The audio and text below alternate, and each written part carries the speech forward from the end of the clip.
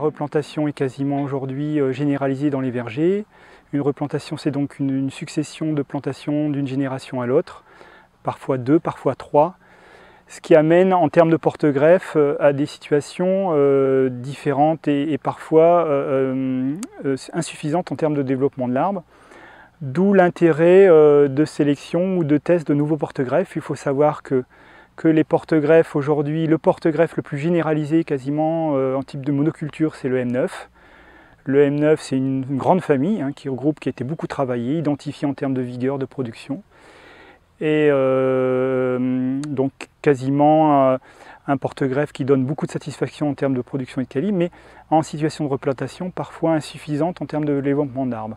Est apparu il y a plus d'une dizaine d'années des porte-greffes nouveaux, récents, notamment provenant des États-Unis, qu'on appelle CG parce que le Cornell Geneva est en université de recherche.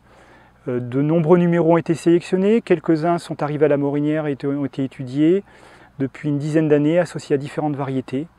Donc on a aujourd'hui une connaissance assez intéressante et assez scrupuleuse sur certains numéros, notamment le CG11, qui semble donner satisfaction avec un peu plus de recul sur des associations variétés différentes, des âges de vergers différents, ce qui nous donne une certaine forme de sérénité de résultat à la Morinière, mais aussi dans des situations en France et à l'étranger.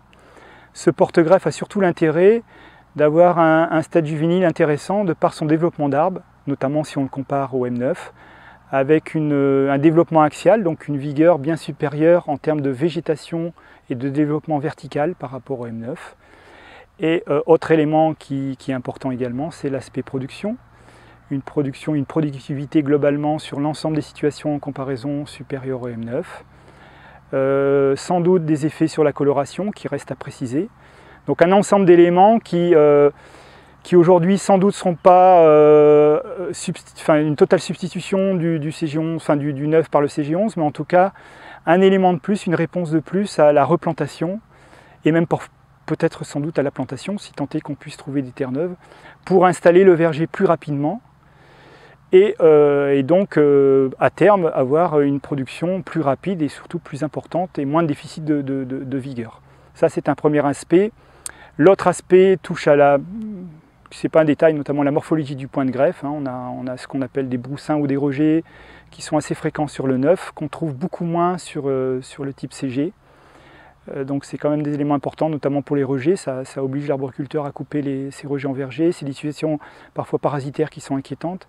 Donc voilà, c'est des petits plus, mais qui au tout ouvrent une perspective importante et sans doute très intéressante à venir pour faire évoluer quasiment la grande famille de 9 qui est plantée sur tous les vergers de France et de Navarre. Voilà.